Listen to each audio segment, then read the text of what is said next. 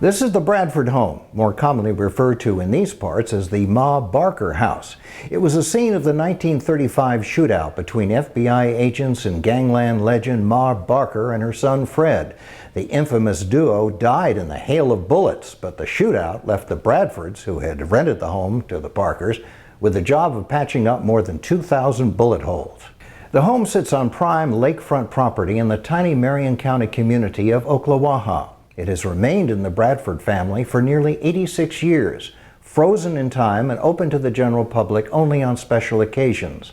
But recently, the property was sold out from under the house. Developers now want it removed and have offered it to the county. The catch, coming up with the money to relocate it. The closest site that could accommodate it is the Floethe Chamber of Commerce property across the street, a distance of some 1,000 feet. Moving it there would cost $120,000. Once in its new location, the house would become a self-supporting tourist attraction and museum. Marion County Tax Collector George Albright, who has been spearheading the campaign to save the house, recently went to the Marion County Commission looking for financial help. While Chairwoman Kathy Bryant and the rest of the Commission have, and in the past, remained receptive to helping out with the funding, they decided a committee should be formed to come up with the funding recommendations. I think there is a lot of value in the history for the Ma Barker house, and I think that it could actually become a destination should we get to the point where we could refurbish it to where it could be opened up to the public. During a tour of the home by news media, Albright had this comment on Bryant's request. I think that all 5 of the commissioners are very supportive of what we're doing. They just want to get a little handle on the cost, because up to this point, I'm the only one that's had the figures. For instance, we just got the moving costs last week.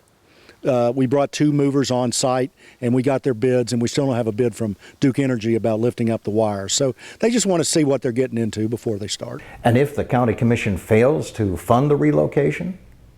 We're not going to let that happen. I think all 5 of the Commission is on board, and we're going to save this for the people of Marion County and the people of the state of Florida. The house itself is a time capsule. There have been minor upgrades and much of the original furniture remains. It was upstairs in this bedroom that Ma and her son fled and exchanged gunfire with FBI agents for several hours before being killed. This is what I want to show you. You might have to close the door. Here we go.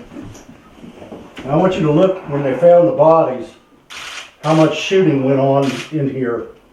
So there was a lot of shooting that came on from down there and there. And see how it ricocheted off of here? Look at all the fillings in here. Look at the door. And you look at this side of the door. Look at where they filled the door back in over here for all the bullet holes.